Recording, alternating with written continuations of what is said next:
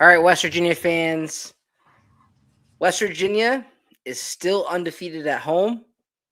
It was not easy, and we'll never apologize for a win. We got it done tonight. It was not always the prettiest win, but a win is a win. To talk about it tonight, I have my good friend, avid Mountaineer basketball fan, journalist, Amit Batra. Amit, how we doing tonight? Doing well, man. It was quite a game. Yeah, I had no idea how this game was gonna go tonight and what the direction of the show was gonna be tonight. I felt like, and you and me just talking about this one, like, listen, man, we cannot lose this game, right? This is gonna be a brutal loss if this happens. So, luckily, we don't have to talk about the scenarios if they lost, but they did get a win. So that's great for the West Virginia Mountaineers. But I think there's a lot to dissect in this one. So I told Amit, I know that tomorrow it's a late one, but I think we have a lot to talk about on tonight's post game show. So we'll hear from you fans, and we'll talk about this one in a lot of different ways because this one was very interesting tonight for the West Virginia Mountaineers. And Mr. John's already in the comments, and he said, "Hi everyone, John. Hello to you, man. How are you feeling tonight? I know it's a win is a win, and we'll take it." But it was definitely, we were on the edge of our seat literally until the end of that game tonight. So we appreciate you, John. And let's get into this one. Before we do, if you're a West Virginia fan, please remember to like and subscribe to JerseyEER. We really appreciate all the support. With that being said, let's get into tonight's show. So before we talk about the actual game, let's talk about Kansas State and the team that we just saw tonight and what they brought to the table. So coming into this one, West Virginia was an 8.5-point favorite. They were ranked 58th in KenPom and 67th in the net. And then you look at Kansas State on the other side, 88th in KenPom, 89th in the net. But Amit, man, they've really struggled in Big 12 play. And the major reason for that is the injuries. Tonight, coming into this game, they were out 4 players. And how much tonight, Amit, do you think that affected Kansas State going into this one? Yeah, absolutely. I mean, they were out, without 2 starters, which is obviously going to affect any team, especially, a team like this. But, on the same note, they do have some capable scorers, as we saw. Haggerty's one of the best players in the Big 12, and, he's averaging about 23 points per game. So obviously, I think, he was going to be a focal point, but they did have some other guys, Johnson and Gasillo, that were, doing some good things for him too, right? But this was more about, I think, West Virginia and what they had to take care of. You couldn't really lose this game. If you have aspirations for, what we all want to see is, competitive basketball in March. Yeah, I think, a win wouldn't have done much for West Virginia, but a loss absolutely kills you. I really believe that. Like a win, it's what you're supposed to do, but a loss would absolutely kill you. Kansas State was out without Bashir and McGriff, who are 2 really talented players who both average double-digit scoring for Kansas State. And it's funny, I was listening to 3 guys before the game, and they both mentioned Bashir and McGriff when he was doing his numbers, and they were mentioned and they were not in this one. They also had 2 guys off the bench that were not there. So they basically had 10 available players in this one, and they gave West Virginia everything they had to the final minute. Yeah, 100%. I mean, it was obviously a very difficult start for West Virginia as far as offense goes. Very, very cold to start the game. And then turnovers, once again, were kind of creeping up on them. So I thought, they were lucky to kind of be down, what they were, because Kansas State really didn't capitalize. And then, obviously Haggerty in the first half, they did a pretty good job on him. He went 0 for 7, so you'll take that any day. But some of the other guys were really kind of hurting you with Johnson, Gasillo for the most part. Absolutely. So let's get into what we're going to do. We'll talk about the first half. We'll talk about the final thoughts, and then we'll break down the box score, what this means for West Virginia, and then we'll move on. So again, we appreciate everyone who is in here tonight in the chat. We really do appreciate it. And let's break down this game. So before we do that, Amit, we have to start with a slow offensive start for West Virginia. This is 3 straight games now where West Virginia has started extremely slow. Now, tonight you can survive it versus a team that has 4 players out and 2 starters out, and a team that is now 1-7 in the Big 12. but this cannot continue against teams that are high caliber if we want to make the NCAA tournament. Is that a fair take? Yeah, absolutely. There's certain teams, right, where this can be acceptable, not acceptable, but you can get by, right, by just based on who you're playing, right. But then, when you're playing the, Texas Tech's, BYU's, Houston's of the conference, good luck, right. When you can't find offense because those teams are going to kill you, right, because they're too elite to do, to have that type of performance. So, West Virginia, I mean, offensively, there's not really, I don't think they're that team that's going to kill you, right. I mean, you see the numbers like K-State, for example, they average about 84 points per game, with their roster. And then, Arizona, another team, obviously, that we saw averaging about 90 points per game. So West Virginia, obviously, kind of has their struggles on the offensive side of the ball, but really can't happen against, some of the elite competition that you're going to see moving forward. Coop said BTA. Coop, I'm glad that you said that. I don't think it was a BTA type of game. I think it was sweating it out until the very end. Yeah. Me and Amit are in a group chat with our good friend who's been on the show before, and we're like, man, if we lose this one, this is going to be an ugly loss. This is going to be an ugly post-game show. Luckily, that's not the case tonight, and luckily we won, and we'll never apologize for a win. And when you look at the box score at this one, West Virginia did what they had to do, but I'm not sure if it was a BTA type of game. He said Trey looked terrible in the first half. It just felt like, I'm not sure how you guys felt, but it felt like watching Trey, anytime he shot the ball, I just had a feeling that it was not going to go in tonight. And it just feels like with Eagle staff, now that you mention it, you could tell pretty early when he has it, and when he doesn't, he doesn't. Yeah, absolutely. He definitely, didn't have his best shooting performance, but at the end, he did make some very key plays, which I know we're going to get to. But that 3-point play and that 3-pointer that he had late were huge. So, and then I think he did a pretty solid job rebounding. So, I think overall, I think he stepped up when he had to. Which is funny that you say that because Solid or Soul Jeremy 0675 said Trey played good when it mattered at the end. Yeah, absolutely. If you guys look at that last 4 minutes that Trey played, he played really well. He had that offensive rebound that he put up, which was huge for West Virginia. And I think, when we dissect this one in more detail as we get the initial thoughts from the fans and everyone and our thoughts is offensive rebounding tonight was absolutely massive for West Virginia. So my biggest thing with Trey Eaglestaff is he stayed composed, even though it wasn't his night. And he did what he did. He had veteran leadership tonight, even though he had a tough night, and found a way to help West Virginia get a win. So that was absolutely crucial. Yeah, I mean, 100%. I mean, sometimes it's not how you start, but it's how you finish, right? And I think with Eaglestaff, I mean, he made some timely plays. I don't think they got, the win without him tonight. He said, and him and Huff had the most boards on the team. Yeah.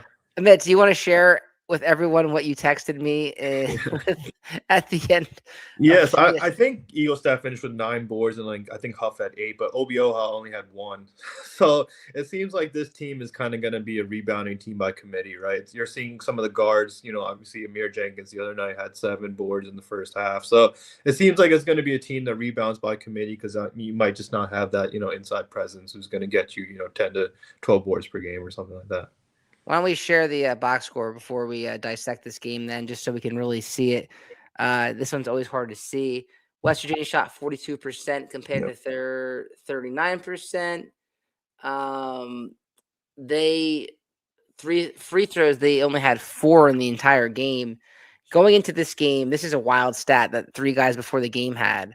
K-State is ranked 336 in the nation in free throw attempts rate in the entire nation. So the fact that they only had that many attempts is not surprising at all.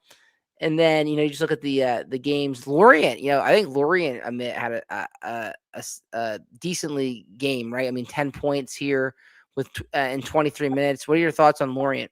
Yeah, I mean, I think we've kind of discussed he kind of is that glue to the team, right? And I think especially in the second half, right? He got some key boards and he made some big plays when he had to. So, it's just another performance where I think he does his role, right? And he makes some big plays when he had to.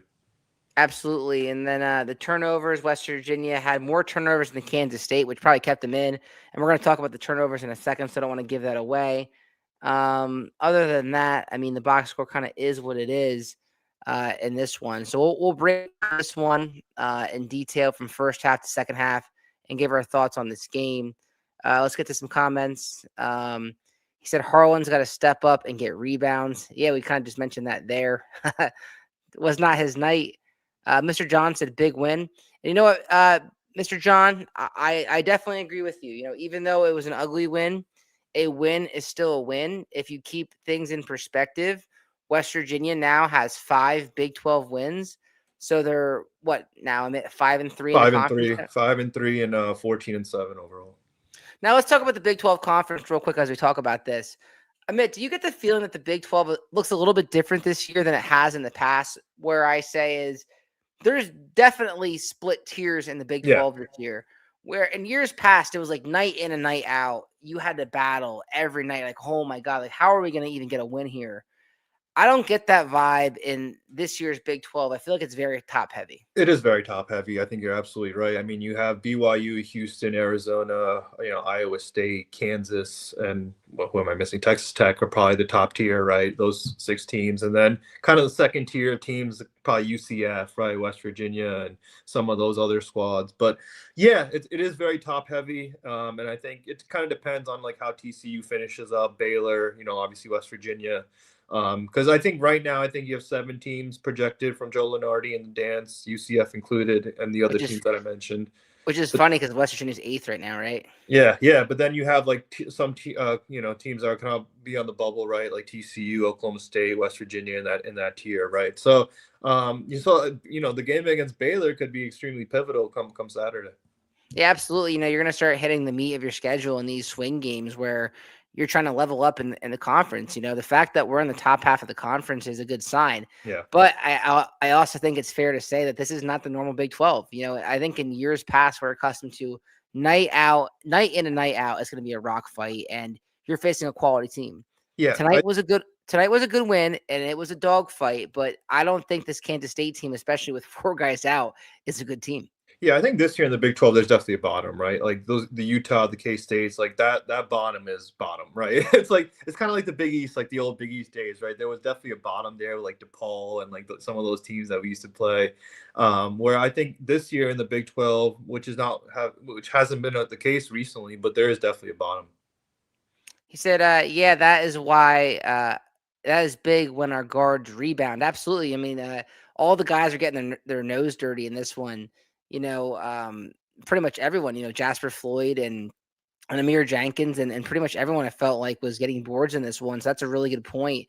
And like I said, Kansas State is ranked 336th in the nation at rebounding. So that is going to be that was the free throw percentage, but they're not much better in rebounding. They're last in the Big 12 in defensive rebounding. So, 3 guys before the game, they called this one about rebounding, and second chance points for West Virginia was definitely a big one in this one. Coop said at least it wasn't an ESPN Plus with King McElroy saying Harlan Obioa. Congratulations, DJ. You went 1 game without a travel. The shoe game from DJ always throws a mitt off with the black and white.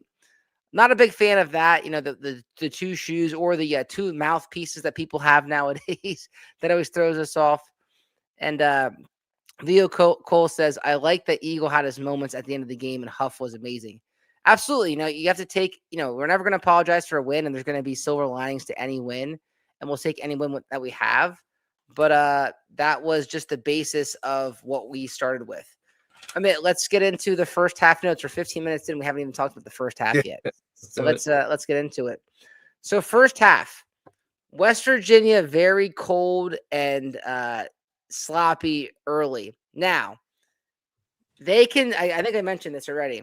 They can do this versus a Kansas State team that's 1-6 or 1-7 in the Big 12, but they cannot do this moving forward when the competition gets tougher and you start getting in the quad 2 and quad 1 opponents.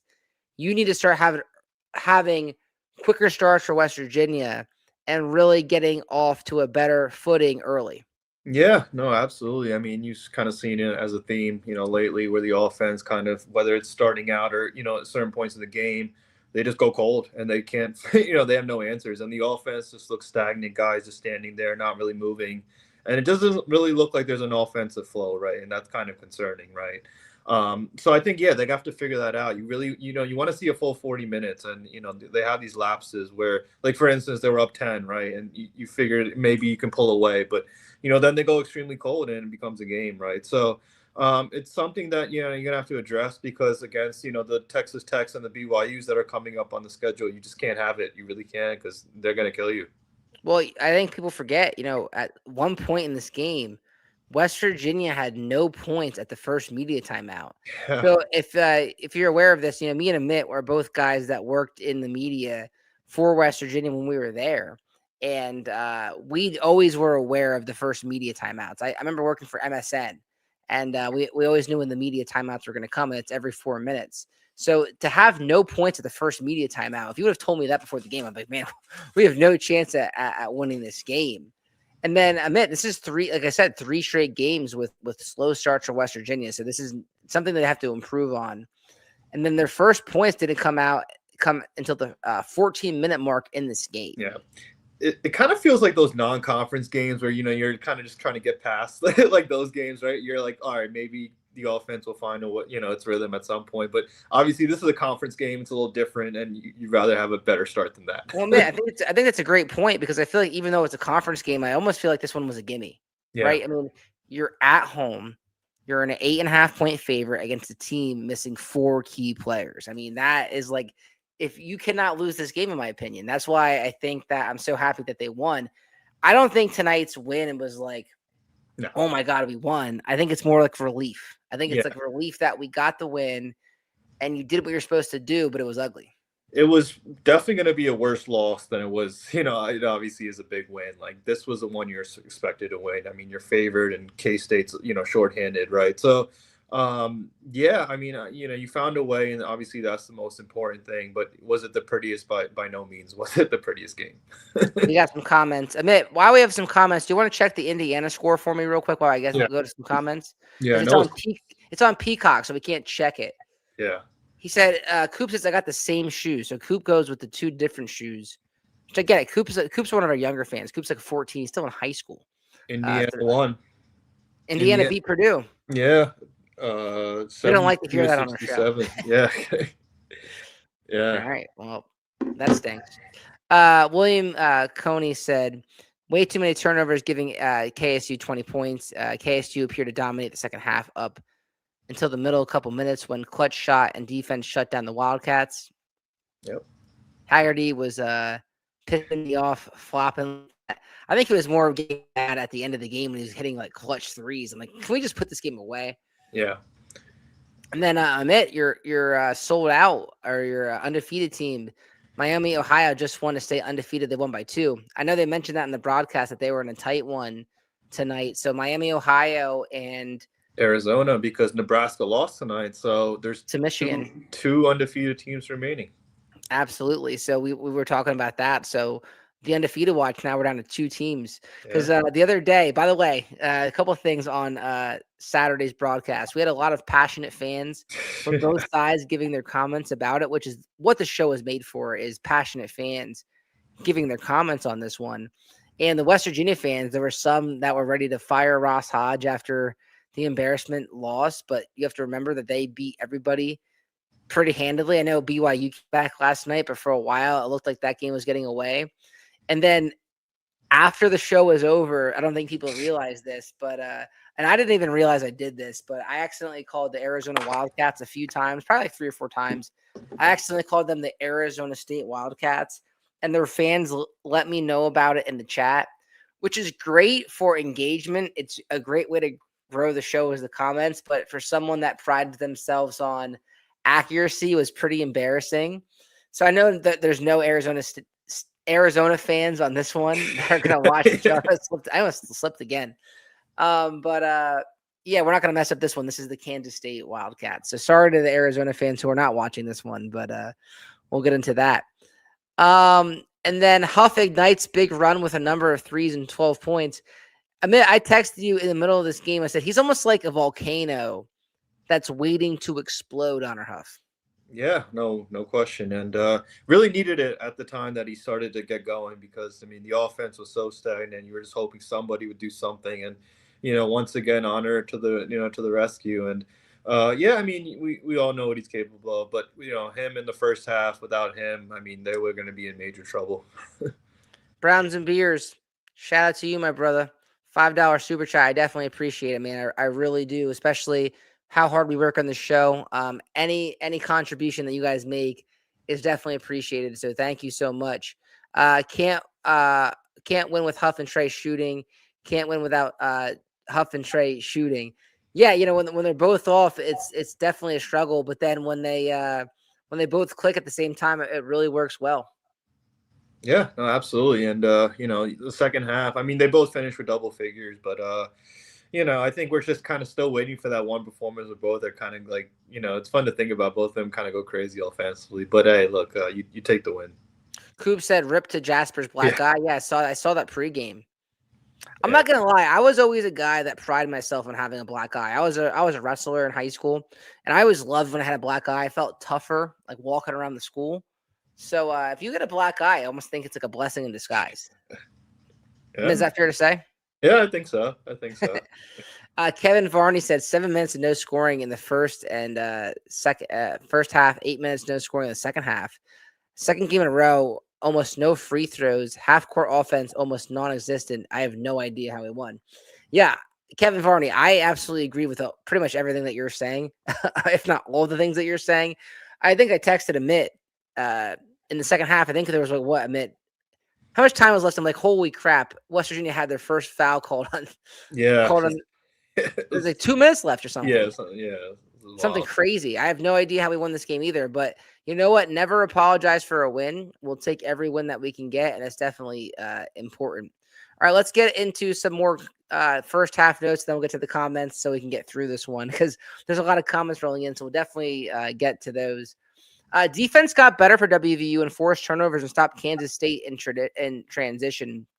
So, Amit, going back to the first thing we talked about West Virginia's offensive woes and things like that. But I also think it's by design almost. If you look at West Virginia, they run the clock out until there's like 1 or 2 seconds on the clock and they shoot the ball. Just your thoughts on that. Yeah, I mean, these are very different teams as far as their pace and their style, right? West Virginia is low scoring. They want to play, slow the game down as much as possible. And then, K State's kind of run and gun, right? They want to get down the floor. They want to get in transition. That's when they're most dangerous, right? So I thought West Virginia did a pretty good job of kind of stopping them. Early on, I thought K State got a couple of baskets in transition. I was getting a little worried. But yeah, I think West Virginia did a good job. And then, K State also had some turnovers too, which definitely helped West Virginia's case. Absolutely. And then Haggerty, how about this in the first half? 0 for 7 held to Yeah. scoreless in a half for the first time in nearly 2 years. That was interesting, right? Because you knew he was going to go off in the second half, which he did. But if you would have told me before the game that West Virginia would have been off to a terrible start, didn't score in the first media timeout, held Haggerty to 0 points, it's like, all right, what's going on here? And then Kansas State at the end of that half, Castillo and Johnson were the majority of the scoring for Kansas State. Yeah, they had I think 17 of the 20 teams 22 points in the first half. So, those guys got it going. But yeah, I thought Haggerty, obviously you take that any day. I mean, he's a lethal scoring threat, and obviously he got going in the second half. But the percentage, I think he finished 6 of 19 tonight, and you'll take that any day because I mean he's obviously an offensive weapon. And I noticed the first time he's held scoreless in a half in nearly 2 years, and that came against North Texas. So obviously Ross is very familiar with this guy, having seen him in the past, right? So he knew what this guy was capable of, and I thought West Virginia did a solid job against him. All right, let's get to some comments before we switch to the second half, before we put a bow on this one. Coop said, Draymond Green snuck into practice facility and punched Jasper in the eye. That's hilarious. I like the NBA humor there. Yeah, Draymond Green, interesting fella. Can't remember another game where both teams had fouls to give in the last couple minutes. Yeah. That is an elite comment right there, Amit, because I feel like, with Press Virginia all these years, it felt like the other teams were getting in the bonus with 16 minutes less in the second half. So the fact that there was fouls to give at the end of the game for both teams was pretty eye opening. Yeah, yeah, not always the case, and you're just hoping that West Virginia, once they were able to get to the line, would hit their hit their free throws, because that's always, you never know. So, So William, very nice comment. That's a great point, because I yeah, think we take for granted for that. It felt almost like an NBA in the bonus where they're found at the end. Where the Big 12, we're so used to, like I said, 10 minutes left. You're like, holy crap, the team's in the double bonus already. They're going to be at the free throw line. That was not the case tonight. The refs really ate the whistle. We have another comment. Let's go. Absolutely. Let's go Mountaineers. Admit your favorite, Drum Wolf. He said Eagle staff struggled, but made some key plays to help seal the yeah, win. absolutely, absolutely. Drum Wolf, it's funny. Amit pointed you out yesterday to me. Ross Hodge at a press conference, and Amit screenshotted me. And he was like, "Yo, he's like Drum Wolf is commenting on Ross Hodge's press conference. He's like, he's everywhere." I'm like, listen, Drum Wolf is locked in. That guy is a locked in Love it. fan. I said they need to play Chance more often. Yeah. I'll tell you what, Chance Moore, man, we're going to talk about him in the second half. I absolutely love him going to the rim. I think he's the only guy, and we've mentioned this a few times in the show, he's the one guy on the team that can attack the rim, and I think that's huge for the West Virginia offense. Yeah, 100%. I remember, that play where he, got the turnover and just went all the way down. And you like the aggressiveness, right? I mean, he's probably, like we talked about, one of the only guys that really, can assert himself as far as getting to the rim and, scoring and finishing down there and, just getting to the foul line. So, yeah, really love his aggressiveness. All right, man, let's get to the second half and the final thoughts, and then we'll switch over to the comments as we end here, because a lot of the times the people have the same thoughts that we have, because we have very educated fans here, and we have very locked in fans that have the same thoughts that we do. So I don't want to give anything away. So we'll talk about our final thoughts, talk about some other news around the program, and then we'll put you guys to bed, because it's already 11:25 at night. Luckily, my kids, man, I'm jealous of my kids right now, Mitt. So my kids tomorrow, they have a 2-hour delay, but I have to go in regular time. So it's going to be a quick turnaround for old JerseyEER here. Yeah, man, I like your first thought here. Wasn't pretty, but found a way. We mentioned that a few times here. We're not going to apologize for a win. I think, with this one, a win doesn't help you much, but a loss kills you. Yeah, And I think that it's fair to say. Yeah, rather win ugly than lose pretty, right? I mean, that's that's always the case. And I'm not sure this team a couple months ago wins this game. Like, they obviously let a few get away. So I think they're learning how to close these games, and you really need that. Huff held in check in second half, but key 3-pointer late. Yeah, there was a few times where Huff was throwing up stuff, and you can tell it was kind of out of frustration. But Yeah. When the time's clicking, it seems like, for example, when the game is on the line, especially late in the season, Big 12 tournament play, if we ever make it to the NCAA tournament, who's getting that last shot? I think everyone in the stadium knows who's getting that shot. Yeah, 100%. Obviously, he can be streaky, and he has his moments where he's on and when he's off. But good players are gonna in the clutch moments are gonna make some key shots, right? And obviously, he made a big one late. It's almost like a superhero when you're like, where's Batman? Where's he at? And you see the sign, like, oh, there he is. And then he reminds you very quickly how elite he is. I mean, he has elite numbers. Eagle staff with a big 3 and a big 3-point play. And I think that's absolutely massively important. I think the Trey Eagle staff early in the season, after struggling early, wouldn't have done what he did at the end of that game, but he had the confidence to keep shooting and found a way to make some clutch possessions and points for the West Virginia Mountaineers. Yeah, I mean, I loved the looks he was getting. He was obviously just cold earlier, but he made some big plays in crucial moments, and I just love his aggressiveness as of late. I mean, he's getting rebounds as well. He's attacking, he's getting offensive rebounding. He's making some big time plays. So I love the aggressiveness, like we talked about. He looks more comfortable, and you really need him to play like that. WVU's offensive boards were big. Absolutely, I said it in our group chat. I think the offensive boards was the most underrated thing. Even though they didn't get too many second chance points off of that, I think it was absolutely huge. And like I said, going into this one, Kansas State, if there was a bugaboo about their team, one of them was that they, in defensive rebounding, was last in the Big 12. Haggerty, you knew eventually in the second half was going to get his offense going, which he did. Your thoughts on his performance in the second half? Yeah, I mean, good players are going to obviously, find a way to get going a little bit. And, I think he finished around 16 points, but I think he finished, 6 of 19. So you'll take that percentage all day. Obviously, they did a great job on him in the first half. But, I mean, good players are going to eventually get going a little bit. But I don't think he killed you, right? He was below his average. So you'll take that. So then this game was a wave of emotions for you guys and for us. We get up 10, I'm like, all right, man, we're gonna cruise. I'm like, all right, we're up 10. It's gonna be an easy night. I can do the early thumbnail, get the description.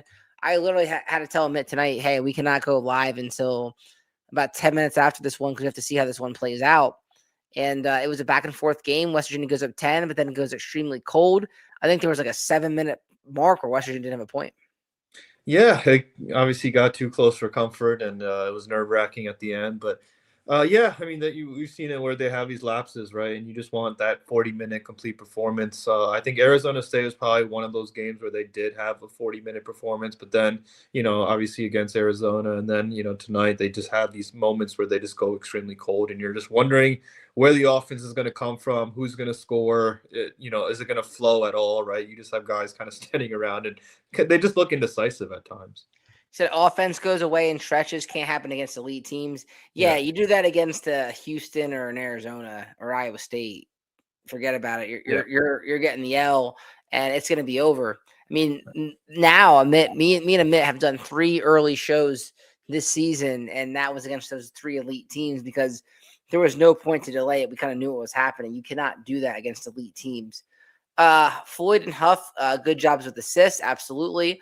I think Huff has done a really good job, not only when he's hot shooting the ball, but facilitating the ball and getting that offense going.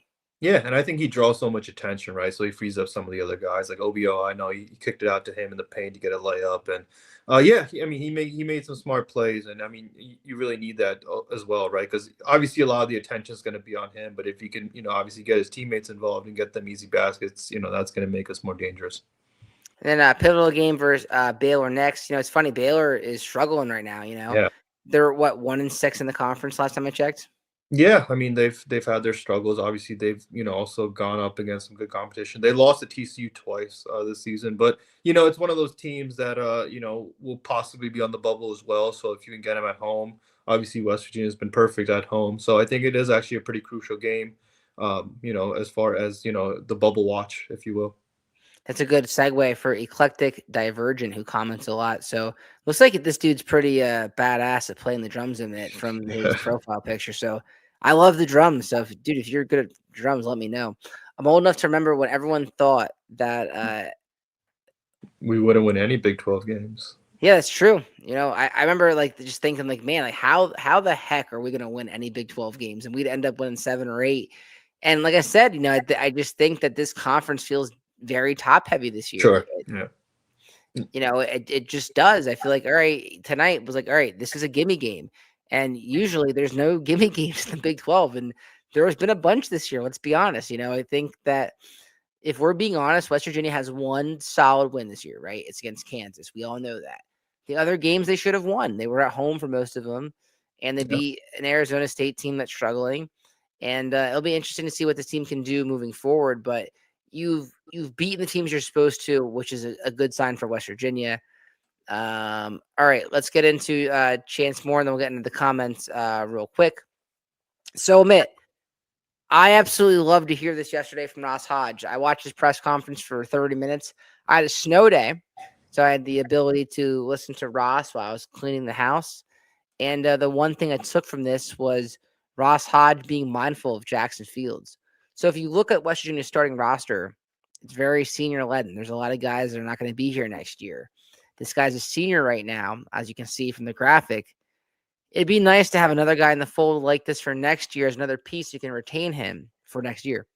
I think it makes a lot of sense, to be honest. I mean, moving forward, he hasn't played in the last 4 games starting with Colorado. So Colorado, Arizona State, Arizona, and then tonight, hasn't seen action, right? And I think they're mindful of that, right? Because there's only a certain amount of games you can play. I believe it's 30% of your games before you can redshirt. So he's already at 9 games. You play around 30 games or whatever, right? It's going to be, that's kind of the number. So 10 games is kind of the number, right? So I think it makes a lot of sense. I don't really see the sense of him playing maybe, 5 minutes if that's the way they're going to go, and and burn his red shirt, right? So I think they're pretty comfortable with the rotation that we've kind of seen lately, those 8 or 9 guys, and that's kind of going to be the rotation moving forward. So I think it makes a lot of sense, and yeah, definitely a nice piece to get back next year. Yeah, you bring back Thomas, Jenkins, and him. That's a nice starting piece, plus the 2 guys that you brought in recruiting. And then, it's portal season, and hopefully you can bring in a few more dynamic players to go along there. But it'd be nice to start with those 3 plus the freshmen that you're going to bring in. So I'm all for this. I think it's a smart move for West Virginia. You're playing the long game. I mean, before we get off here, what's the ceiling for West Virginia this year? I mean, I personally think, depending on the finish, I think they can get to the tournament. Like, I really do. I mean, there's still work to be done. Don't get me wrong. Like, you still have pivotal, like UCF is still on the schedule, BYU, Texas Tech, the Oklahoma State games, the TCU games, obviously Baylor's another. I mean, there's still a lot of work to do, a lot of important games left. But I don't see how, if they finish around 20, 21 wins, I mean, you're going to be in a discussion for the bubble. Yeah, especially if you take care of business, 1 or 2 wins in the tournament. Yeah. For me, for this team, I think the ceiling is make the tournament, win 1 game. I mean, yeah. If they did that, they made the tournament and win 1 game. I think that would be a hell of a first season for Ross Hodge. I think we'd all sign up for that, and that would be a great showing. Do I think they can do anything past that? No. Do I see a Sweet 16 team watching this team? If we're being honest, no. And I think you educated fans probably don't see that either. But, we survived today, which is huge, and that's all you can do. And it makes Saturday's game a hell of a lot more interesting, doesn't it? Yeah, absolutely. Survive and advance. That's always the name of the game in basketball, right? That's the saying in around the tournament time, right? So, sometimes you have to say it during the regular season, and wasn't pretty by any means. I don't think this, is going to be on any ESPN Classic, replays or anything like that. But hey, look, you found a way to win. Wasn't always pretty, but that's the name of the game, and you move on. But that's why I love being a West Virginia fan, because like if I wasn't a West Virginia fan, I wouldn't watch this game. I wouldn't watch West Virginia, Kansas State. But the fact that there's people in this chat right now at 11:35 at night commenting about West Virginia is why we do the show, and that's why we're Mountaineer fans, is to talk about it. So we definitely appreciate it. And like I said, it's an ugly game, but it's a win's a win. Let's celebrate the crap out of this win. I think WVU can beat Baylor. Drumwolf, I think that's an understatement. If you look at Baylor, I think, like I said, they're 1-6, 1-7 in the conference right now. It's a winnable game. They've always been talented, but they're like us, man. They've had like 15 new players the last 2 seasons at Baylor with even with all the success that they've had. So you get them at home on a 4:00 on a Saturday. Hope Coliseum should be buzzing. I think it's another win that's a must win for West Virginia. Yeah. Is that too far? Yeah, no, absolutely. I mean, because they're going to be probably on the same bubble watch, right? So, according to Lenari, they were actually ahead of West Virginia based on the seeding that he kind of had. So, I think it is a very important game. West Virginia is undefeated at home, and then obviously after that you have Cincinnati on the road, another one that's winnable, right? So before you even see Texas Tech at home, so. Yeah, I think you have a couple winnable games. This is where it gets exciting, and every game really, really does matter. So let's see what happens, but definitely exciting. He said, "Check me out. I'm no Danny Carey, but I try." Hey, yeah, I'll have to my lunch break tomorrow on the way to school. Listen to some drumming. I appreciate the drums. Absolutely, that'd be awesome. So with honor high on the team, we have a puncher's chance. Yeah, I think as West Virginia fans. Man, right now, I mean, let's face it, it's January 27th. Football season did not go the way that we went. I know everyone's excited about baseball season, but let's face it, baseball is not a big 2. We want to survive. We want every game to matter, and these games matter right now. Yeah. Even if the fact that we're out of it, Lenardi finally mentioned us a little bit, but I still feel like when I tune in every game, I'm like, all right, I'm tuning in because this team has a chance to make the tournament. I still feel that way after tonight's win. Is that fair? Yeah, that's absolutely fair. You're in the top half of the Big 12, and you're 5-3 in the Big 12, right? And Big 12 is, I still think it's the number one conference because it is so top heavy, and you have, so many teams up there that are very, very good and capable of winning it all. I still think, they're probably, 1 or 2 top conference. But yeah, I mean, this is what we wanted, right? You're a competitive you're in the mix. Like when Big 12 play started, you looked at the schedule, you're like, oh man, can they win, right? And yeah, look, you're 5-3. You beat Kansas at home. You're undefeated at home. A lot to be excited about, right? You're competitive. You're in the hunt. So for me, it makes me excited. So let's see how we finish. So Eclectic Divergent. I'm not sure if this is the name of your band or this is what you're saying about the show. I have a feeling it's what you're saying about the show, and I agree. And me and Amit's come on for pretty much. Amit, you've been on for most of the post games now. I always count on you. I'm like, Amit, do you want to come on the post game show? And you're like, hell yeah, man. I'm like, all right, you're on, man. And I think for me personally, I think it's therapy for me. I think this is why I do the show, is the fact that like when these games win lose are over, I do a 30 or 40-minute show. Now it's a 40 minutes now tonight, and I feel better after it. Like I can go to bed and just flush whatever win or loss that we have. Yeah, it makes it fun when you're in the mix, right? Like that Josh Eiler team, obviously he was in a tough situation, but it was tough to watch those, that season because you have 9 wins and you're like, oh man, you're kind of just waiting for the season to be over. But now when you're in the mix, makes it a lot more exciting. And yeah, let's see how we finish. Yeah, so I think it's funny he says group therapy because, like like I said, man, I think that's why we did the show, right? Is the live show reaction is like, let's react as fans. Let's talk about the game, win, lose, or draw. Well, I guess there's no draws in college sports, but and we react to the games and we can do it together. And I think that's a healthy thing to do as a West Virginia fan is to break these games down at 11:40 at night on a school night. So that's exciting. Coop said, first game I had to miss this year.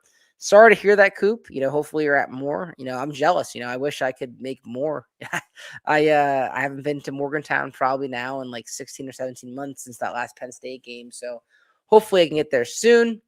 And then your boy Coop said, I'd rather watch paint dry than watch baseball. Listen, we got to support the baseball team. They're one of the elite teams on campus. I'm excited to talk about them coming up. I started to put the graphics together a bit for a preview for the baseball team, so I'm pretty excited about that. Kuz said, sorry, I'm late. What's up, gentlemen? Kuz, cheers to you, man. I'm looking forward to doing stuff with you in the future. We are talking about a ugly win, but we'll never apologize for a win. So we'll take the win, and it just gets us to Saturday, right? A win tonight passes the torch to Saturday, and that game can become bigger than tonight's was. So that's that. And he said, my band is Ghosted Me, West Virginia. It's a pretty sick. I'm going to check them out. He said, this is group therapy. And absolutely, maybe that's what we should change the name to this, and is to group therapy after the game. You gotta talk about it, but I enjoy it, right? I mean, we give our honest feedback, like we say the good, we say the bad, and what's kind of on our mind. So I think that's what makes it exciting. Coop said, therapy is watching DeVries lose. That would be great. Although I was so annoyed tonight because me and Amit, I texted Amit, I'm like, yo, Amit, like what channel is Indiana on? He's like, it's on Peacock. Yeah. I don't get Peacock on my bar TV here. I have 2 TVs, and I don't get it on the bar TV. It's so weird because like 7:00, Nebraska, Michigan. I really want to watch that game. 2 top 5 teams. Like, where is this game? It was on Peacock. Like, it's funny. It's funny that Coop, the 2 best games were on Peacock, which is stupid. I'm sure all the older West Virginia fans are like, you know what? I hate that Peacock. I'm just trying to watch the game. I'm trying to watch my Mountaineers. And I can't even get the game because it's on that stupid Peacock. And then Coop's funny because Coop is in high school. I think Coop said he's 14 or 15. So Coop's probably a freshman and sophomore in high school tomorrow. He's probably going to be so tired in his class at West Virginia tomorrow. Like, Coop, why are you so tired in your class? So I was watching the JerseyEER show after the Mountaineers got done. So that's funny.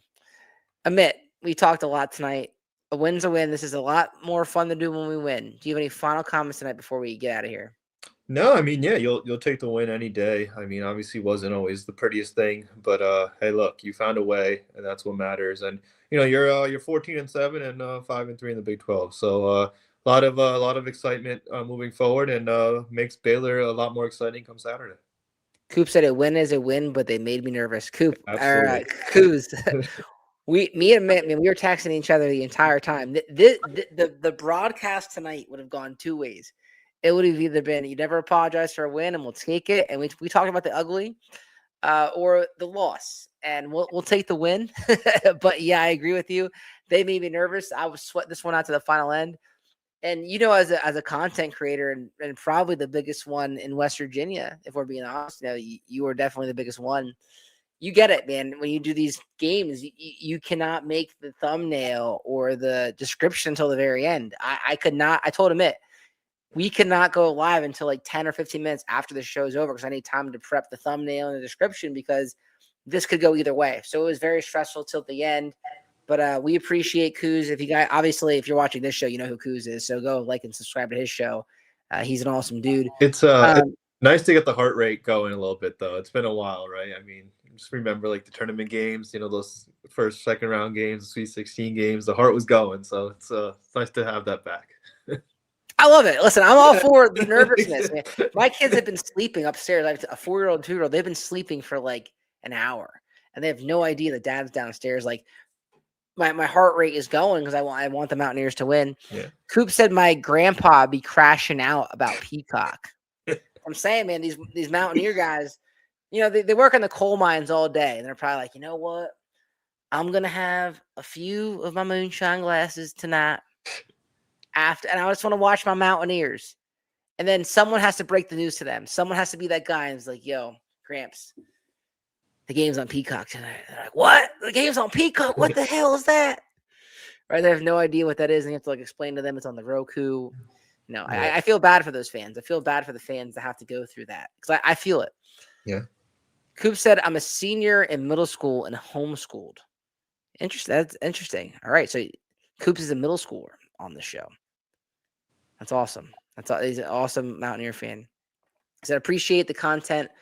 Only 6 more hours, then we can go home. All right. I love it. That's called a freshman. I don't. All right.